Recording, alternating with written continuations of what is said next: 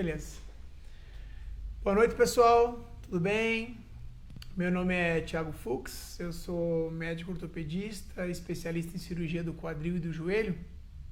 E eu estou hoje aqui acompanhado do meu pai, né, que muitos, talvez muito mais conhecem meu pai do que eu. Dr. Rogério Fux, especialista em cirurgia do joelho, um dos grandes nomes aí do Brasil da cirurgia do joelho. E a nossa ideia hoje com vocês aqui é falar um pouquinho sobre aquela parte inicial da reabilitação das cirurgias, né? De como as coisas funcionam assim, pós-operatório imediato. Quanto tempo eu fico no hospital, como é que funcionam meus primeiros dias, voltar a trabalhar, não voltar a trabalhar, dirigir, coisas, protocolo de fisioterapia, reabilitação, coisas bem básicas e dúvidas muito frequentes dos pacientes, né? Que sempre, quando eles operam, eles querem saber isso aí. Bom, como o Diago disse, nós vamos conversar realmente sobre o nosso dia a dia, o que a gente faz, o que a gente orienta para os pacientes. Nós procuramos sempre que essas orientações sejam dadas e fornecidas e esclarecidas com os pacientes antes da cirurgia. Porque isso facilita muito para o paciente, facilita para a gente, ele entra na cirurgia sabendo o que vai acontecer. E realmente cada paciente tem a sua dúvida dele própria, do que ele pensa, do que ele faz, se ele vai poder andar, se não vai andar, se vai usar muleta, se pode dirigir ou não pode. Então são coisas básicas do dia a dia e a gente vai trocar ideia dentro das principais cirurgias do joelho e do quadril sobre o que a gente orienta para esses pacientes. Então a gente recebeu algumas perguntas já aí na parte de divulgação, então nós vamos responder algumas perguntas. Vocês vão mandando perguntas aí que a gente puder responder, a gente vai respondendo. Alguns assuntos nós vamos puxar até porque para mostrar um pouco do que a gente quer falar para vocês. E o que a gente não puder responder, às vezes durante a live, a gente vai poder responder durante a semana. Ok? Então, uma pergunta bem simples e talvez que todo paciente preocupado, né, com sua recuperação, que foi enviada para a gente, como que a gente aumenta a chance de ter uma recuperação boa e, vamos dizer assim, o mais rápida possível, né? Então, é claro que isso tem alguns fatores. O que você acha, pensando na parte, vamos dizer assim, física mesmo, do paciente? Qual é os fatores importantes buscando em ter o melhor resultado possível, uma recuperação mais fácil, sobre aquele problema do paciente? O que você acha que isso é importante? Eu acho que a primeira coisa, o paciente tem que estar consciente da sua lesão, do seu problema, ele tem que ter um diagnóstico bem estabelecido, entender qual é a lesão, o porquê aconteceu, tá? E o tipo de cirurgia que vai ser feito e como vai ser feita. Se o paciente é esclarecido disso e ele está com um profissional que vai fazer a cirurgia mais adequada possível, ele já tem uma chance de ter uma recuperação. Do aspecto físico, ele tem que estar muito bem do aspecto muscular, o aspecto ósseo, seja lá qual a cirurgia que ele vai fazer, para que ele entre na cirurgia e tenha uma boa recuperação. O que vai acontecer no pós-operatório, às vezes depende muito do tipo de cirurgia. As cirurgias que a gente chama minimamente invasivas, normalmente tem uma recuperação mais rápida. A gente frisa muito que o paciente bem informado sobre o seu problema, que sabe o que aconteceu, sabe quais são as opções de tratamento e ele sabe como vai ser o processo cirúrgico. Ele já tem algumas etapas pré-estabelecidas, o que é feito com o médico, o que é feito com a equipe ao redor, o que vai ser feito depois, com a parte da reabilitação funcional depois da cirurgia. Então, assim, acho que a primeira coisa aí é saber o que você tem e o que vai ser feito, qual é a sua cirurgia, claro, buscando sempre ter informação, buscando sempre ter uma equipe especializada, uma equipe bem informada, muitas vezes uma equipe bem indicada. Isso é um fator bem importante, então acho que o primeiro passo é isso. E além disso, respeitar e seguir as orientações. Essa orientação não é só do médico. Todo o processo de recuperação pós-cirúrgica envolve o médico, mas envolve a equipe do médico, envolve o pessoal do hospital, o pessoal da enfermagem, os técnicos de enfermagem, envolve a equipe, as instrumentadoras, envolve a fisioterapeuta, tanto dentro do hospital quanto depois. Então, assim, seguir as orientações e respeitar o tempo de cada passo é extremamente importante, buscando ter a melhor recuperação possível e mais rápida, né? Tempo é um período discutível, né? Porque às vezes tem pacientes que falam assim, doutor, quando que eu volto a correr? Tem aquele paciente que quer voltar a correr antes. Por outro lado, tem aquele paciente que fala, doutor, nossa, mas já posso voltar a correr? Então, às vezes a expectativa e o perfil de cada paciente muda bastante, né? A gente vê isso até por... Claro, isso tem uma diferença. Nós temos o perfil do paciente, porque é o que a gente sempre fala, nós fazemos a mesma cirurgia, dentro do mesmo diagnóstico, porém os pacientes são diferentes. Então, a expectativa, o que um paciente espera e o que ele quer, às vezes é muito diferente do outro. Porém, existem coisas básicas que precisam ser seguidas. Um exemplo, como você disse, quando eu vou voltar a correr? Se eu fizer uma cirurgia simples, artroscopia, por exemplo, para uma lesão de menisco, de repente eu posso começar a correr, se o paciente estiver bem, com 2, 3, 4 semanas. Mas se o paciente fizer uma cirurgia de reconstrução do ligamento cruzado anterior, ele vai precisar pelo menos 2 meses. Tem alguns pacientes que a gente tem que segurar, com 30 dias eles querem correr. Tem pacientes que com 2 meses dizem, não, doutor, eu não estou pronto. Então não existe um tempo médio que a gente segue, são bases, protocolos, mas realmente vai depender muito do que o paciente espera, da expectativa e de como ele vai se portar a sua reabilitação nesse pós-operatório. Muito bem. Outra pergunta, assim, o que acontece se você não seguir realmente as recomendações médicas? Bom, claro, se existe alguma recomendação, existem algumas ordens, existem algumas proibições e algumas recomendações. Tanto ordens quanto proibições, quanto recomendações são extremamente importantes. Por quê? Porque a gente busca o melhor resultado funcional possível e a gente busca evitar complicações. Claro que o perfil do paciente muda bastante. Tem o paciente que ele é mais ativo, ele é mais proativo, ele quer recuperar da maneira mais rápida possível. Tem o paciente que é mais devagar, tem o paciente que é mais ansioso, tem o paciente que é mais medroso, tem o paciente que tem mais dor e menos dor. A grande questão de não seguir a recomendação é ter complicações. Essas complicações vão ter desde complicações menores até assim ter um pouco mais de dor, demorar um pouco mais de tempo para voltar a fazer o esporte que você quer, até complicações maiores, por exemplo, que você pode ter uma infecção numa cirurgia, se você não cuidar direito da ferida, você pode ter uma trombose, se você não respeitar as orientações pensando em recuperação funcional, você pode ter uma perda de mobilidade. Então, assim, cada cirurgia tem uma coisa específica. Então, assim, é muito, muito, muito importante seguir as orientações, porque evitar problemas e tentar obter o melhor resultado possível. Resultado, muitas vezes, está ligado à satisfação. O paciente ele tem que estar satisfeito com aquele resultado funcional final. Então, nem todo mundo tem o mesmo resultado. Isso não quer dizer que ele está satisfeito ou não. Então, adequar o perfil do paciente com a cirurgia, com o resultado adequado é o ideal. Sempre seguindo a orientação do seu médico. Porque eu falei mas o meu amigo voltou a correr com 3 meses e eu não corri ainda. Por quê? Porque o seu amigo não é você. Porque talvez o médico do seu amigo não é o mesmo do seu médico. Existem várias maneiras de cuidar, várias maneiras de reabilitar o paciente. Então, você tem que conversar com o seu médico, com a sua equipe que está conversando com você para pegar orientações dele. Essa é uma coisa muito, muito, muito importante.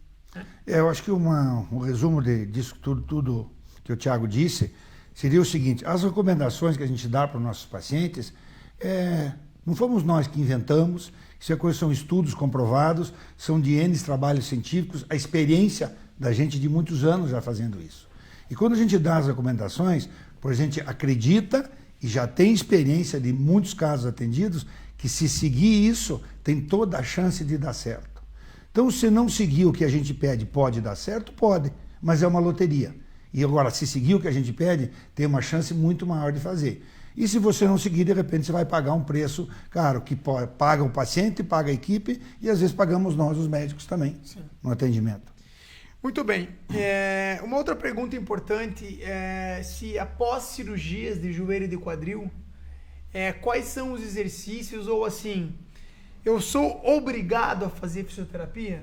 Então assim, qual é a importância da fisioterapia pós-cirurgia e joelho e quadril no geral? O que você acha sobre isso? Para mim, eu não vejo fazer cirurgia de joelho e de quadril, que é a área que a gente atua, sem fisioterapia.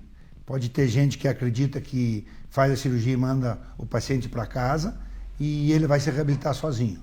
É como disse, volta mais uma vez, pode dar certo, mas a experiência já mostrou e a nossa experiência realmente é acreditar na fisioterapia e ver o quanto ela é importante. Então, para nós, faz parte, tem que operar, tem que fazer fisioterapia. Agora, se vai fazer fisioterapia 1 mês, 2 ou 3, vai depender de cada caso e de cada paciente. Mas é fundamental para nós. A gente hoje, no nosso trabalho no Instituto Focus, a gente tem um trabalho com a fisioterapia que começa antes da cirurgia, né? Então, a gente tem uma fisioterapeuta que avalia os pacientes de uma parte funcional já antes da cirurgia e já começa a orientação de como vai ser aquele período pós-operatório, mesmo antes, na semana anterior à cirurgia. Por quê? Você acredita que o trabalho de reabilitação funcional pós-cirurgia do joelho e quadril é tão importante que a gente quer que os pacientes eles já vão para o hospital antes de realizar a cirurgia, sabendo algumas medidas, tanto de prevenção, né, de complicações. Por exemplo, pacientes de mais idade que vão fazer uma prótese de joelho e do quadril, por exemplo, eles vão ter que usar um andador ou um par de muletas, eles têm que saber como é que eles podem levantar e sair da cama, como é que eles vão no vaso sanitário. Então, assim, o paciente ele já é orientado pelo fisioterapeuta até mesmo antes da cirurgia, treina antes da cirurgia como andar de muleta, como sentar, como ir no vaso, como é que entra e sai do carro. Isso é uma coisa, às vezes, um detalhe super simples, mas depois você está operado, falei agora, como é que vai ser? Então essa parte antes da cirurgia é importante e pra gente praticamente quase não existe cirurgia sem reabilitação funcional de fisioterapia. Então no começo ela começa sempre com o fisioterapeuta e a partir de algumas semanas, dependendo da cirurgia, passa para um trabalho, vamos dizer assim, às vezes mesclado com o fisioterapeuta, com o educador físico, com o terapeuta ocupacional. Então às vezes é uma equipe que trabalha no pós-operatório, mas assim, não é que ninguém é obrigado a fazer fisioterapia, mas na nossa opinião, a fisioterapia ela começa no antes da cirurgia, no durante o internamento e no pós-cirurgia até a liberação para atividades de esporte ou atividades de vida completas, né? Tem uma pergunta aqui, ó, da Joana. Ela tem 53 anos e ela fez um exame de ressonância que tem uma lesão de ligamento cruzado e uma lesão de menisco, né? Ela tem dor e também tem um joelho que bloqueia. Ela quer saber que se com 53 anos, provavelmente ela tem que operar o joelho ou não. Esse é um conceito que isso já até alguns anos atrás, mas isso vou dizer já muitos anos atrás, não tinha-se um conceito na literatura mundial que não se operava pacientes acima de 35 ou 40 anos. Isso aí praticamente caiu por terra, porque na realidade hoje não importa tanto a idade biológica do paciente, em si a atividade física, o nível de atividade que o paciente tem. Então a gente tem pacientes, eu tenho um dos pacientes mais assim de idosos que eu operei com ligamento cruzado anterior, foi com 58, 59 anos e perfeitamente bem, porque é um paciente que gostava de esporte e queria retornar ao esporte. Então, a cirurgia do ligamento cruzado anterior, principalmente, ela está muito ligada à atividade esportiva e motivação esportiva que o paciente queira fazer. Então, se ele tem com 53 anos, perfeitamente dá para se operar um ligamento cruzado, claro, dependendo do seu exame clínico, suas radiografias, de que tipo de cirurgia vai ser feita. Mas a idade não impede mais que se faça uma cirurgia de determinado tipo, sim ou não, principalmente da cirurgia do ligamento cruzado anterior. Hoje que a gente observa que os pacientes com lesão de cruzado, associado ou não de menisco, existe um critério bem importante nesse joelho, se tem ou não que operar o cruzado, que é o fato de você ter ou não instabilidade do joelho, né? Então não são todos os joelhos com ligamento cruzado que são cirúrgicos e também não são todos os pacientes acima de 50 anos que não precisam operar. Então essa junção de sintomas de estabilidade, perfil do paciente é super importante. Então tem pacientes que têm lesão de cruzado e fazem um monte de atividade física e não tem instabilidade nenhuma. Esse paciente é cirúrgico? Não. Tem pacientes que têm uma alta demanda física que são cirúrgicos. Agora, por outro lado, um paciente que tem uma lesão de cruzado com 53 anos e ele não tem estabilidade e o exercício dele é caminhar, fazer caminhada, fazer uma musculação, fazer andar de bicicleta, talvez ele não precise. Então a principal questão para você é você precisa fazer uma avaliação com um especialista em joelho para juntar essa questão perfil de vida, exame do joelho, instabilidade do joelho, para ver se você tem o que não operar o ligamento. O menisco, se ele está te causando sintomas, pode ser que você tenha que operar ou fazer um tratamento conservador, uma parte de trabalho funcional, às vezes um ácido hialurônico, alguma coisa do gênero. Então essa é a principal indicação, ok? Esse é um detalhe da pergunta da Joana, específico, rapidinho, que ela disse que tem bloqueio. Se tem bloqueio, normalmente é a lesão do menisco que faz bloqueio. Então o ligamento pode, mas é mais raro. Então, de repente, pode até ser uma pessoa que não tem uma atividade física muito grande, que opera só seu menisco, acaba com seus bloqueios, que são realmente ruins, desagradáveis e causam muita limitação. E daí se discute o cruzado anterior, como o Thiago disse, dentro desse pacote de situações que a gente tem que ver. Ok. Aqui tem uma pergunta também da Jaqueline. Doutor, tenho 49 anos, tenho osteonecrose do quadril sem colapso ainda. Se ela pergunta se é importante ou seria interessante fazer uma descompressão antes de uma prótese. Bom, Jaqueline, a primeira coisa é a osteonecrose do quadril, uma doença geralmente secundária, né? Uma doença que tem alguns fatores de risco. Mas a osteonecrose sem colapso, ela é a gente se questiona sobre o que fazer nela. Então a gente sabe que a descompressão ela tem um bom resultado apenas nos pacientes que não têm colapso, essa é a primeira questão. Tá? A segunda questão é que ela tem um bom resultado muitas vezes quando o paciente está com muita dor, na fase bem aguda da doença. Tá? Por quê? Porque ela diminui a pressão local e ela alivia a dor. Aí tem esse paciente que tem uma osteonecrose, que não tem colapso e não tem sintomas. Então esse paciente é um paciente que se discute bastante se a cirurgia vale ou não a pena. O que a gente tem de evidência na literatura mundial hoje é que a descompressão associada a tratamentos que estimulem a recuperação óssea, então que estimulem o tratamento que traga células ósseas locais para tentar estimular a cicatrização desse tecido, eles podem realizar vamos dizer assim, uma reestruturação do tecido ósseo na área da necrose e pode diminuir o risco do colapso e da chance de prótese. Então essa é uma questão que deve ser avaliada pelo local da necrose, tipo da necrose e com o médico que vai te fazer a avaliação, buscando sempre a maior longevidade desse quadril sem colapso. Que pós-colapso o tratamento realmente é uma prótese. Tá? Então esse é o que eu tenho para te dizer hoje que existe no mundo sobre esse assunto. Ok? Vamos voltar aqui para mais uma pergunta que é super importante. Pergunta de mulheres, tá? Que sempre estão super preocupadas. Se pós-cirurgia do joelho, se pode voltar a usar salto. Bom, eu vou responder sobre o joelho e você responde sobre o quadril, né? Okay. Normalmente o salto, e claro que no pós-operatório imediato, nos primeiros dias, ou talvez primeiro mês, não seja adequado uma pessoa, uma mulher especificamente, usar um salto muito alto, tá? O que seria muito alto? Acima de 5, 6, 7, 8, sei lá, 10 centímetros. Então, nessa fase inicial, não é recomendado. Mas também não quer dizer que tenha andado de chinelo sem salto nenhum. E tudo vai depender da recuperação dessa paciente. E que normalmente, a grande maioria dos pacientes, praticamente em todas as cirurgias do joelho, retorna a usar o salto depois que completa a sua recuperação. Então, no joelho especificamente, não existe uma restrição, não vou poder mais usar salto, desde que faça a sua recuperação. Eu acho que não existe nem no joelho nem no quadril. Qual é o problema do salto, né? Eu acho que, por que não usar ou por que usar o salto? Quando você põe o salto alto, você muda um pouco da biomecânica, da maneira de andar. Então você faz um apoio muito mais na ponta do pé, então você muda alguns músculos. Principalmente você usa muito mais o músculo da coxa, do quadríceps.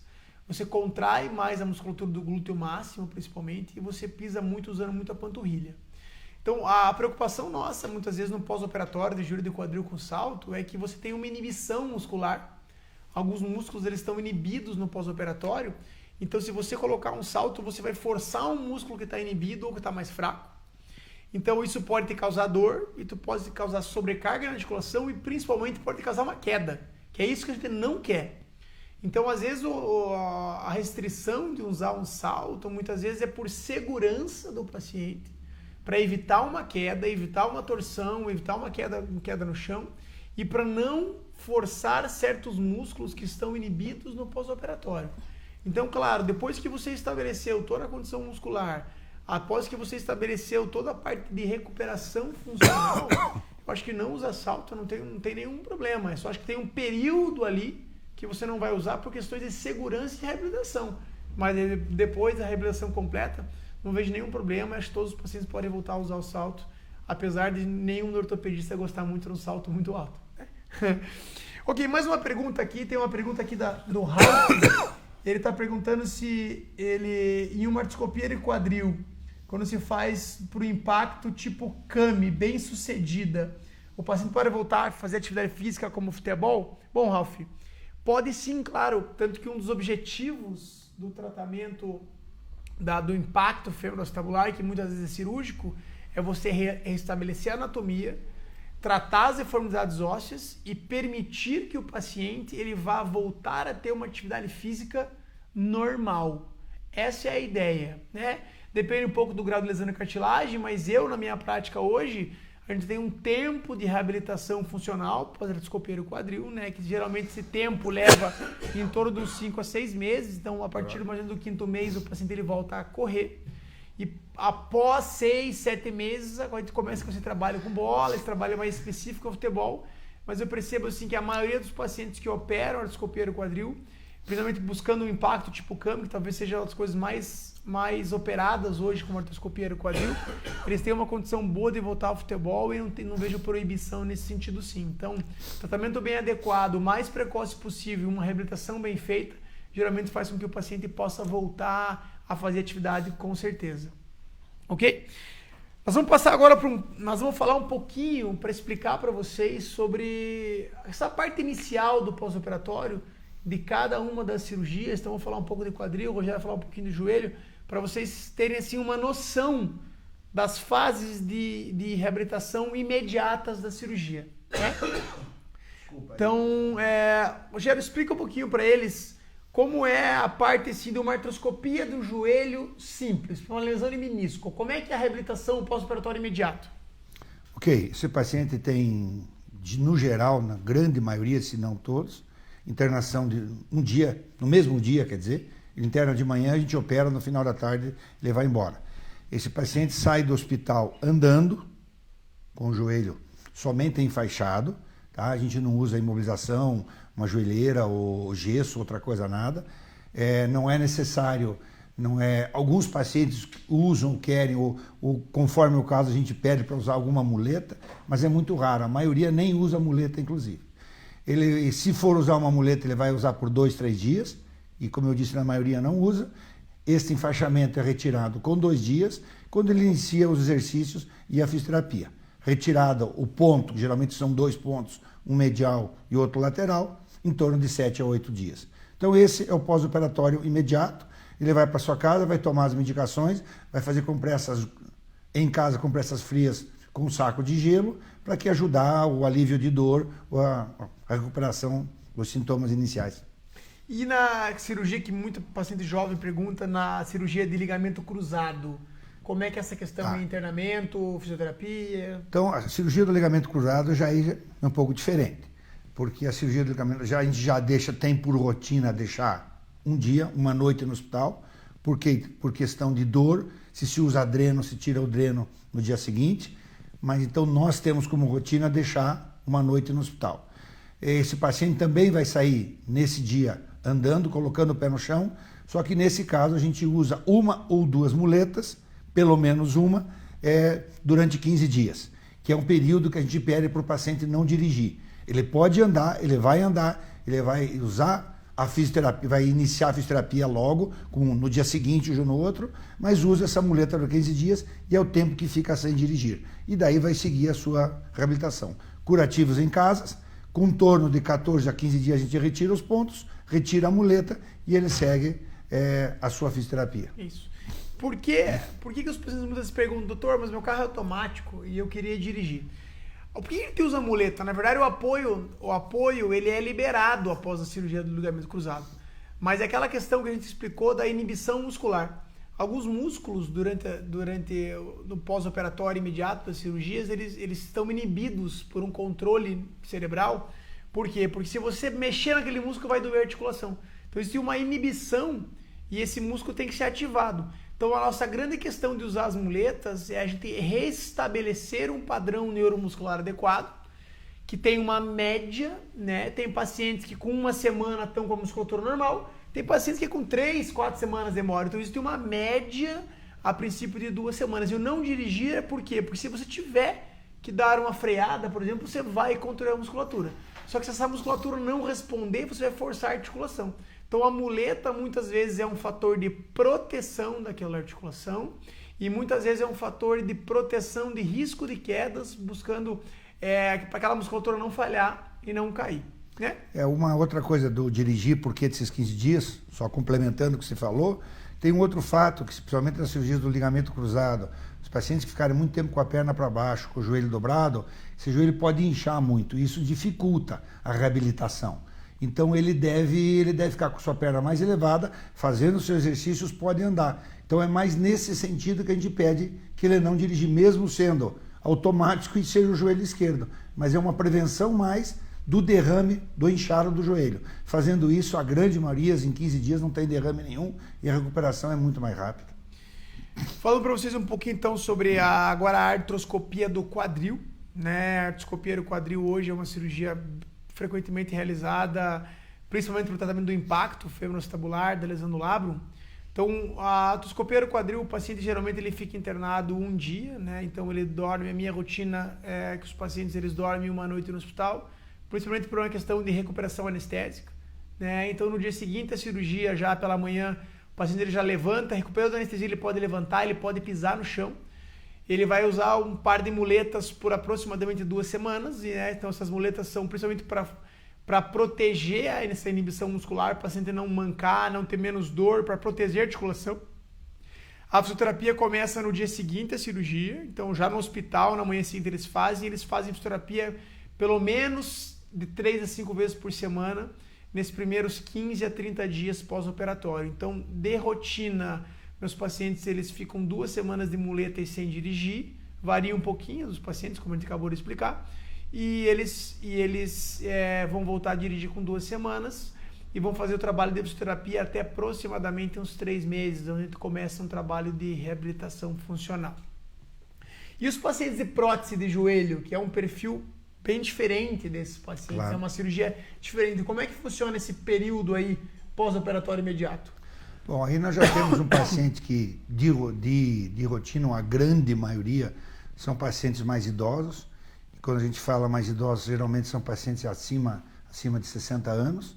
Apesar que, mais uma vez, idade tem situações especiais que nós fazemos prótese em pacientes mais jovens um pouco. Mas a grande maioria é acima de 60, 65 anos. Então, só isso já existe realmente uma certa diferença com o paciente que é esportiva, que tem uma condição muscular muito melhor. A cirurgia de prótese é uma cirurgia mais assim, uma cirurgia maior, onde existem cortes ósseos, existe uma incisão de pele que já é maior e realmente requer um pós-operatório mais demorado, um pouco nesse pós-operatório inicial. Então, o que nós fazemos de rotina? O paciente via de regra fica internado durante 2 dias, muito raro ser 3, mas a grande maioria são 2 dias.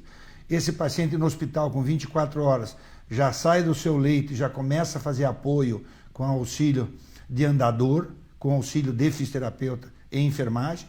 Então, com 24 horas faz apoio, com 48 horas ele vai para casa na grande maioria dos casos.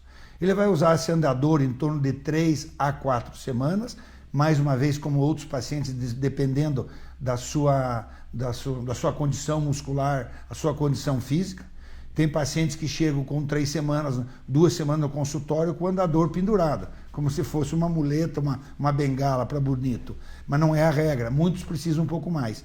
E tem pacientes que com 30 dias não querem tirar o andador, que são inseguros. Mas de via de regra, eles usam o andador 3 a 4 semanas. E começa a fisioterapia já com uma semana, quando a cicatrização da ferida já está mais tranquila, a gente não quer sangramento ou outra situação, e vai fazer sua fisioterapia, sua reabilitação depois. Mas o pós-operatório imediato é mais ou menos isso, Thiago. Isso. A prótese de quadril, falando um pouco do pós-operatório, a gente tem 2 perfis de pacientes um pouco diferentes, né? Existe a prótese de quadril no paciente jovem, geralmente causada por doenças da infância, adolescência, às vezes sequelas de trauma, osteonecrose. E a gente tem os pacientes mais idosos, daquela artrose degenerativa, que são perfis diferentes. São perfis diferentes tanto de vida quanto de questões físicas, de saúde, né? Então, nos pacientes jovens, geralmente a gente tem um período de internação de prótese de quadril também mais ou menos 2 dias, né?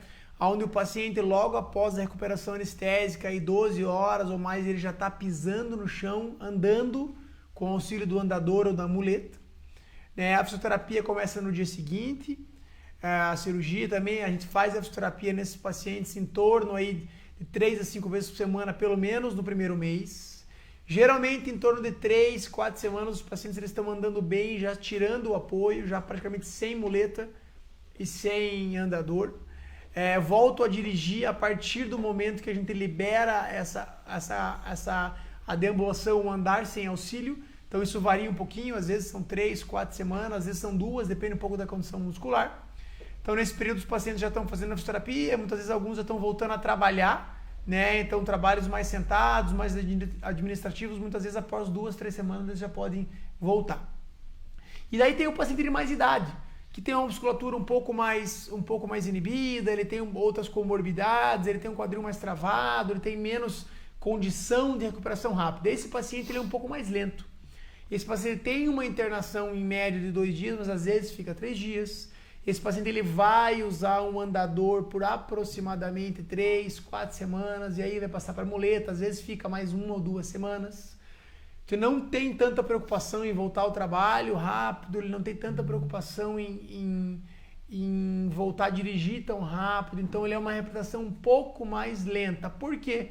Porque a recuperação, a cicatrização, a resposta do corpo de um paciente de 35 anos é diferente de um paciente de 65 anos. Então você tem que respeitar cada um dos pacientes, mas na média também eles vão estar aí dentro dos seus 30, 40 dias se libertando dos auxílios do andador ou da muleta, vão estar voltando a dirigir, vão estar fazendo a fisioterapia já bem adequada e vão estar melhorando bastante a qualidade de vida. Então, dentro de todas as cirurgias que a gente falou, eu acho que talvez a questão é sempre, existe um protocolo.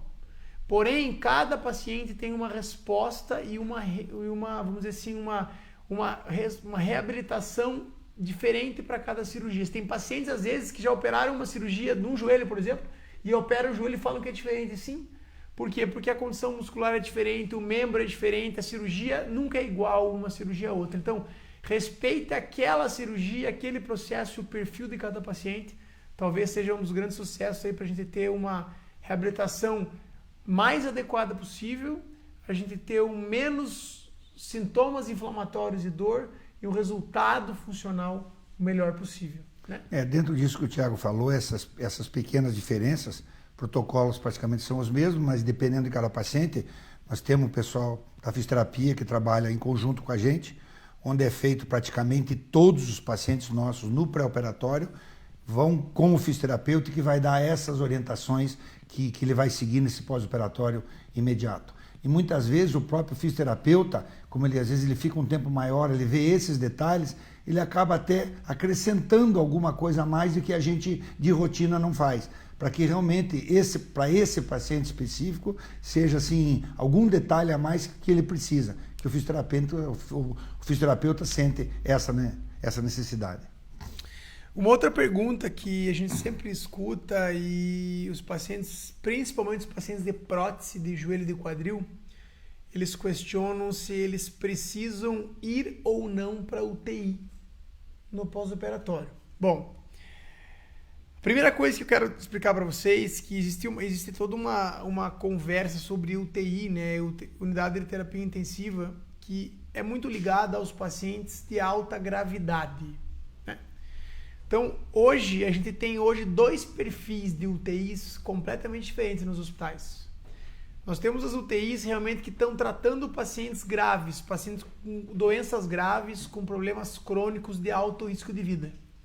Porém, também existe a UTI, que a gente chama das UTIs relacionadas aos pacientes de pós-operatório que estão sobre monitorização, que hoje se chama isso de UTI mais humanizada, que é uma UTI que, na verdade, nada mais é do que um paciente que faz uma cirurgia de médio ou grande porte, como uma prótese de joelho do quadril, e que ele vai passar aquelas primeiras horas, a primeira 12 horas, 24 horas na UTI, sendo monitorado de uma forma um pouco mais perto nesse primeiro tempo, principalmente pacientes com um pouquinho mais de idade, né? Pacientes com alguma comorbidade.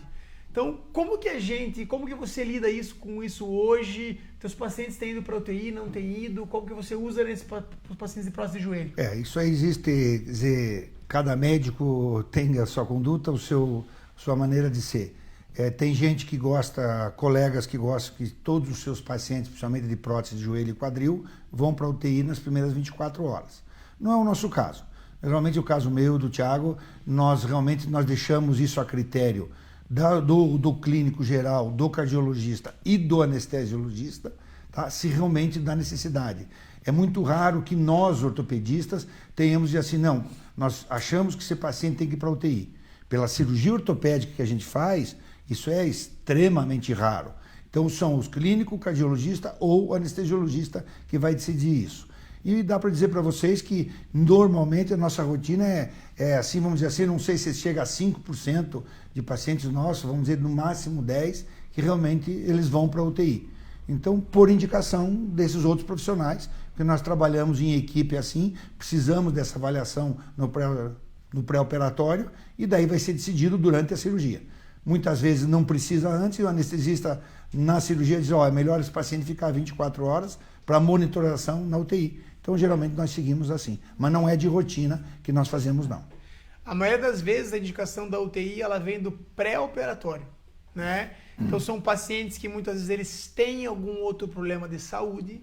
Às vezes, o paciente que tem uma alteração cardíaca, o paciente com alteração pulmonar, o paciente com alteração renal, ou um paciente que teve uma história de uma complicação pós-anestesia ou pós alguma cirurgia. Então, ele já vem com uma indicação de ir para a UTI. Então, esses pacientes geralmente vão para a UTI por questões clínicas mesmo. Então, vários hospitais no Brasil hoje têm também essas UTI humanizada e que vários serviços usam de rotina essa UTI, que não é bem uma UTI pensando em complicação grave, sim uma monitorização especial, que é um serviço muito legal. Os pacientes geralmente ficam junto com o familiar. E eles têm mais ou menos um quarto com uma monitorização um pouco mais apurada. Isso assim, isso te dá um controle maior dos pacientes, principalmente aqueles pacientes que têm alguma comorbidade, né?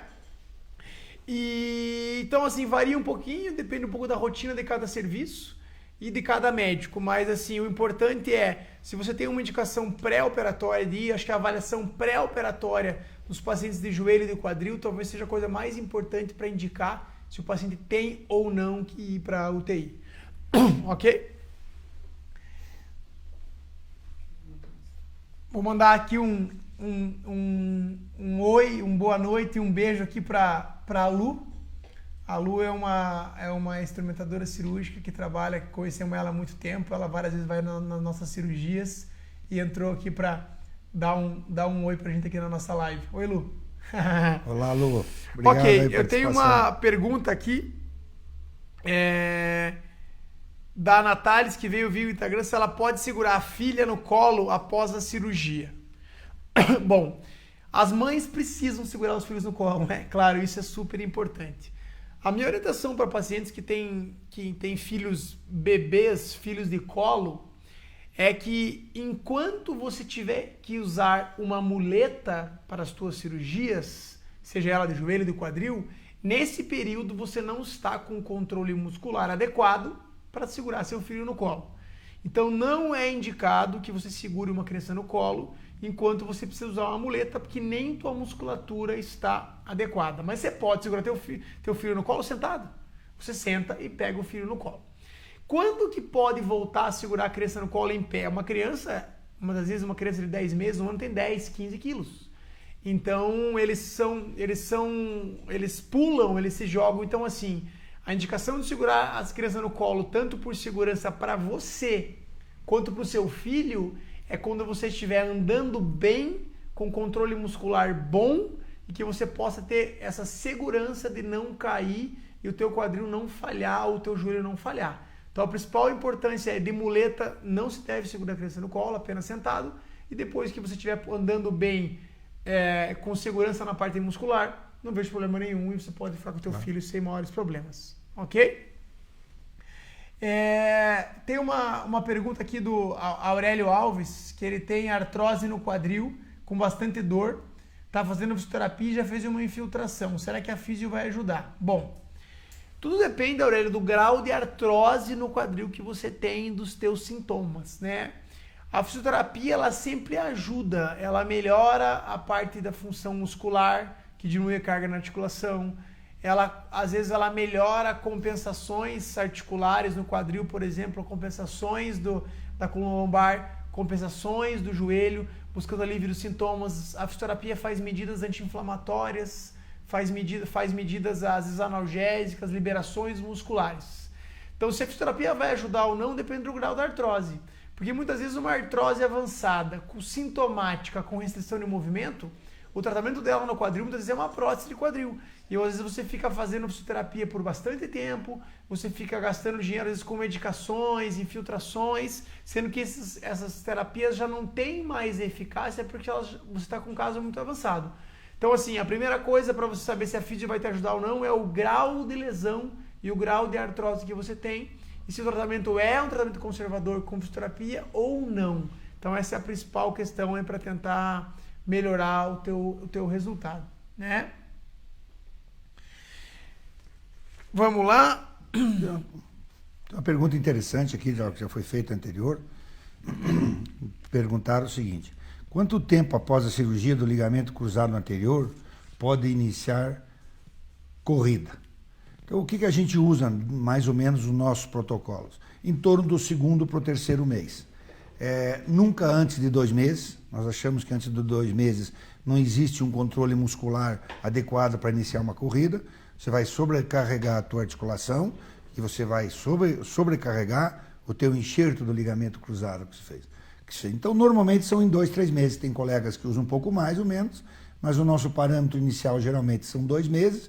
E se o paciente estiver bem. Agora, alguns pacientes levam mais tempo porque tem mais medo ou porque não tem uma condição muscular adequada. Mas questão de tempo são 2, 3 meses. Isso. A gente tem que entender que um paciente normal, ele não é um atleta profissional. Muitas vezes os pacientes, eles leem, porque o jogador do time tal fez uma cirurgia de menisco e voltou a jogar em 3 semanas. Porque o fulano de tal... o jogador de tal clube da Espanha fez uma cirurgia de ligamento cruzado e está correndo com 45 dias. Claro, ele é um atleta profissional. Ele tem uma condição muscular completamente diferente. Ele tem um trabalho de fisioterapia completamente diferente. Os profissionais eles fazem fisioterapia 2 vezes por dia. Então a gente tem que se localizar dentro da sua capacidade física, da sua demanda física e da sua recuperação. Então é importante entender que atletas profissionais têm reabilitações diferentes de atletas amadores e recreacionais. Isso é super, super, super importante. Eu vou responder mais uma pergunta aqui, da Marisa. A filha dela tem 13 anos e está com condrólise. Em quanto tempo ela vai ter que fazer prótese de quadril? Bom, Marisa, primeiro, a condrólise é uma doença que existe uma lesão da cartilagem, às vezes específica, às vezes inespecífica, a gente não sabe por que aconteceu. E os sintomas variam, tem pacientes que são bastante sintomáticos e tem perda de mobilidade e dor, tem pacientes que vão até vários anos de vida na idade adulta sem sintomas. Então, esse número não existe de quando ela vai precisar pôr prótese. Os pacientes que têm condrólise quando criança e adolescente, eles têm alto risco de ter prótese. E quando que ela vai fazer essa prótese? Quando os sintomas do quadril dela estiver prejudicando a qualidade de vida, principalmente dor e restrição de mobilidade. Acho que isso aí é muito importante, né? Pergunta da Juliana Prado. Que lesão degenerativa do menisco medial, o tratamento é sempre cirúrgico? É cirúrgico o tratamento da lesão degenerativa? Não, normalmente não, Juliana. É o que a gente tem seguido, tem procurado. Porque a própria lesão degenerativa, ela pode ter advindo de um trauma antigo, anterior, mas normalmente isso acontece em pacientes acima de 40, 50 anos de idade, é muito mais raro em pacientes mais jovens, e como o próprio nome degenerativa, é uma lesão que vai se fazendo com o tempo. E o que nós temos seguido de rotina, nós só operamos lesões degenerativas do menisco em último caso. Nós tratamos de uma maneira conservadora e junto com essa lesão menisco-degenerativa, é muito importante para a gente ver se não tem artrose nesse joelho, quer dizer, desgaste da cartilagem. Porque se tiver desgaste da cartilagem, operar o menisco só tem uma chance bastante grande de não dar certo. Então a gente tem que fazer uma avaliação completa desse joelho. No nosso modo de ver, não é um exame de ressonância, quando você vai ter a lesão de menisco, vai fazer outros exames, radiografias especiais que a gente faz com apoio para ver se não tem artrose. Porque geralmente está dentro de um pacote, de um processo degenerativo. E o processo degenerativo a gente trata inicialmente de uma maneira diferente, com reabilitação, com fisioterapia e com medicações, e principalmente hoje infiltrações com ácido hialurônico. Então, se fez esse tratamento, depois de 4 a 6 meses, o paciente persiste com sintoma, e principalmente com sintomas mecânicos, que isso é sinal que tem um pedaço do menisco que está entrando na articulação onde não devia. Aí sim vai ter uma indicação de cirurgia. Mas não é cirurgia de rotina, não. Não vou dizer que é de exceção, mas só em último caso. Muito bom. Uma pergunta aqui da Luzinete Silva. Se é normal quem fez prótese total do quadril, depois de 2 meses, sentir muita dor no joelho? Bom, Luzinete, muitas vezes quando você faz uma prótese de quadril, dependendo da causa, existe uma alteração biomecânica muscular na maneira de andar. Isso tem muitas vezes a ganho de mobilidade naquele quadril e o tensionamento de alguns músculos. Então a dor na coxa e no joelho, muitas vezes, ela é muito frequente pós-prótese de quadril, por questões de tensionamento. Tá? Então se você teve um quadril que teve tensionamento ou um quadril que era muito restrito de mobilidade, e agora ele tem mobilidade, então ele vai tensionar a musculatura e ele pode ter dor no joelho, sim. E além disso, você mudou a tua mecânica de andar. Você mudou a tua maneira de pisar, você mudou o jeito de dobrar e esticar o joelho, porque o teu quadril, que comanda a rotação do membro, ele mudou. Então todo esse trabalho muscular e tendino no pós-operatório, ele leva em média 4, 6 meses para se adequar. Então pode sim ser normal, vamos dizer assim, ter dor no joelho, mas claro, é importante conversar com o seu médico, ver aonde é a dor no joelho, se a dor é medial, se a dor é lateral e o porquê que você está com dor no joelho. Ok? Bom, vamos finalizar, deixar claro aqui para todo mundo que agradecemos a participação das pessoas que fizeram perguntas tanto aí durante a semana quanto agora, foi bem legal a participação. Enviem as perguntas que vocês tiverem, o que a gente puder responder durante a semana a gente vai respondendo. E falar que sempre o nosso objetivo aqui é tentar passar o máximo de informação possível para vocês buscarem o tratamento mais adequado possível para os seus sintomas, né? Que assim, o paciente bem informado sempre tem melhor resultado. Como o Thiago disse, realmente o que a gente procura é fazer de uma maneira imparcial, total, isenta de qualquer interesse, de qualquer coisa, mostrar o que nós pensamos sobre a cirurgia do joelho, a cirurgia do quadril, a nossa experiência aí de tantos anos fazendo isso, e realmente que vocês procurem um especialista, alguém que sabe, que vá atender da melhor maneira vocês. E agradecer a audiência, você está aí escutando a gente, não perdendo seu tempo, que a gente espera que não, que a gente possa ter sido útil para fornecer alguma informação a mais. E claro que se precisar, o que não respondemos agora, vocês escrevem no Facebook e no Instagram, e a gente vai fazer o possível de responder a todos. Obrigado a todos. Se vocês quiserem mais informações, então visitem nosso site, www.institutofux.com.br, A gente tem bastante postagens também aí nas redes sociais, no Instagram, no Facebook, tem o nosso canal do YouTube, que tem alguns vídeos que ficam disponíveis, todos esses vídeos que a gente faz. E se você tem algum colega, um conhecido, um amigo do trabalho, alguém que você sabe que vai fazer alguma cirurgia, compartilha esse vídeo, esse live com ele para ele escutar um pouco sobre isso.